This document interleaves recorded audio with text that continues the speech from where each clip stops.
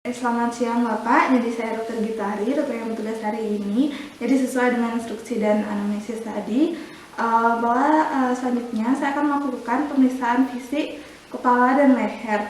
Nah mungkin nanti akan sedikit tidak nyaman karena akan dilakukan seperti melihat serta melakukan perabaan pada sekitar kepala dan leher Bapak. Jadi apakah Bapak bersedia? Bersedia. Jika Bapak bersedia, silakan ke tempat pemeriksaan. Saya akan menceritakan terlebih dahulu.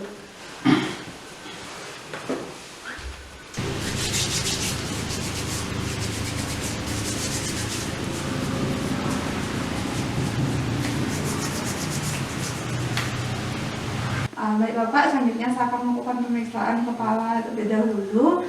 Jadi di sini saya akan melakukan inspeksi atau melihat simetrisitas ukuran serta apakah terdapat benjolan yang terlihat. Di sini tidak ada. Kemudian saya akan melakukan pemeriksaan. Nanti kalau Bapak merasa nyeri dibilang ya Pak? Ya. Kalau nyeri Bapak? Ya. Perhatikan juga dari ekspresi dan dengar apakah pasien merintih. Kemudian periksa juga apakah terdapat benjolan pada sekitar. Kemudian kita melakukan pemeriksaan pada rambut. Dilihat warna rambutnya. Di sini warna rambutnya hitam dan beruban. Kemudian dilihat distribusinya. Di sini tidak ada kebotakan maupun atau alopecia. Kemudian permisi ya Bapak. Kita melihat apakah rambutnya mudah dicabut. Sini rambutnya tidak mudah dicabut. Lakukan inspeksi pada sekitar mata, yaitu pada kelopak mata. Kemudian pada palpebra dilihat apakah terdapat nodul maupun tanda-tanda keradangan atau inflamasi. Kemudian dilihat apakah ada bekas luka. Kemudian dilihat juga skleranya, apakah terdapat sklera anemis maupun terdapat kelainan pada konjungtiva. Bapak buka matanya. Di sini tidak ditemukan adanya kelainan pada mata. Baik, selanjutnya dilihat dari sekitar wajah, pada kulit wajah apakah terdapat tanda-tanda inflamasi, apakah terdapat benjolan, serta apakah terdapat bekas-bekas luka pada wajah pasien. Kemudian dilihat juga apakah ada seperti tai lalat yang abnormal. Kemudian dilihat juga apakah ada gerakan involunter dari otot-otot wajah seperti tic, facial spasm, maupun lihat juga kesimetrisan dari wajah pasien. Nah Bapak bisa tersenyum Bapak? Bapak bisa mencucu? Mengedupkan dahi coba Bapak? Bisa dilihat bahwa wajahnya tidak dapat kelainan dan juga tidak terdapat tanda-tanda inflamasi pada kulit pasien. Selanjutnya lakukan pemeriksaan pada telinga, di mana dengan inspeksi dilihat apakah terdapat tanda-tanda inflamasi pada sekitar daun telinga, serta terdapat benjolan pada telinga serta pada mastoid alat belakang telinga. Kemudian dilihat juga apakah terdapat adanya masalah atau benjolan. Kemudian kita apakah terdapat nyeri tekan. Apakah nyeri Bapak? Kemudian selanjutnya jika terdapat otoskop bisa dilakukan pemeriksaan pada genang telinga serta untuk melihat liang telinganya apakah terdapat tanda-tanda inflamasi maupun intaknya genang telinga maupun tanda-tanda inflamasi pada genang telinga. Selanjutnya untuk pemeriksaan pada hidung, di mana pertama dilihat apakah terdapat deviasi dari satu nasi. Di sini tidak ada. Kemudian dilihat apakah ada tanda-tanda inflamasi. Di sini tidak ada. Kemudian dilihat apakah terdapat keluar sekret berlebihan pada hidung. Tidak ada. Kemudian selanjutnya jika terdapat spekulum bisa dilakukan pemeriksaan lebih lanjut untuk melihat pada mukosa hidungnya maupun koananya. Selanjutnya dilakukan pemeriksaan pada sinus, mulai dengan sinus maxillaris. Apakah nyeri Bapak? Tidak. Apakah nyeri Bapak? Tidak. Apakah nyeri? Tidak.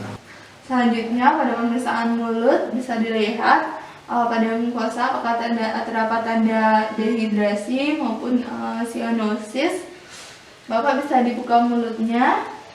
Pada mukosa mulutnya dilihat apakah terdapat benjolan, apakah terdapat ulkus maupun terdapat adanya tanda-tanda inflamasi maupun adanya stomatitis. Nah, Bapak bisa dijulurkan lidahnya.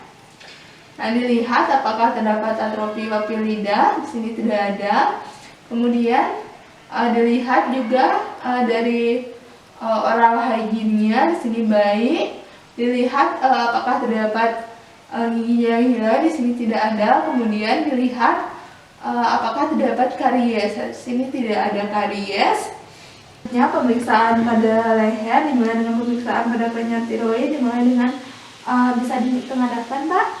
Nah, kemudian kita lihat apakah terdapat tanda inflamasi sekitar kelenjar tiroid, apakah terdapat benjolan maupun apakah terdapat bekas luka ataupun adanya ulkus.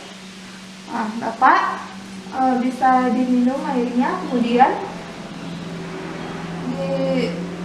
di mulut dulu, kemudian sedikit bisa ditelan, Bapak. Dilihat pergerakan kelenjar tiroidnya, kemudian dilakukan palpasi pada kelenjar tiroid.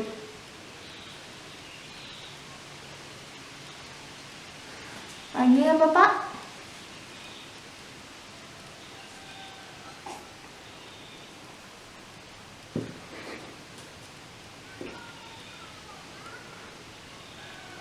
Apakah nyeri, Bapak? Tidak. Palpasi juga kelenjar tiroid di bagian kanan dengan menggeser ke kiri. Kemudian lakukan juga hal yang sama pada yang kiri. Ini tidak terdapat kelainan. Selanjutnya lakukan auskultasi untuk mendengarkan apakah terdapat fluid pada kelenjar tiroidnya. Misi ya, Bapak.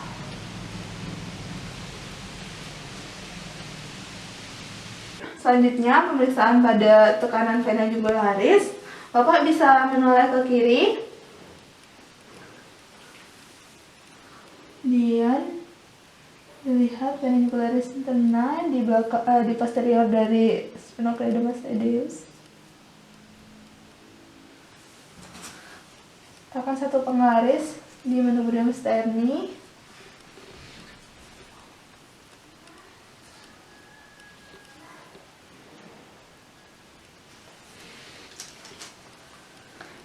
Kemudian dilakukan, Bapak bisa menghadap ke sini lagi. Nah, kemudian lakukan pemeriksaan pada arteri karotis.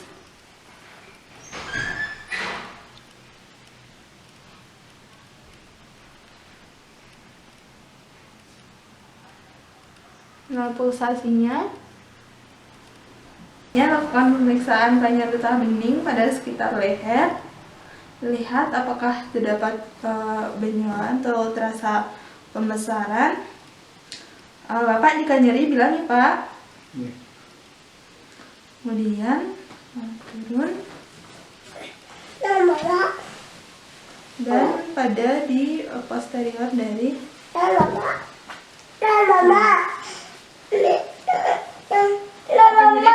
Tidak.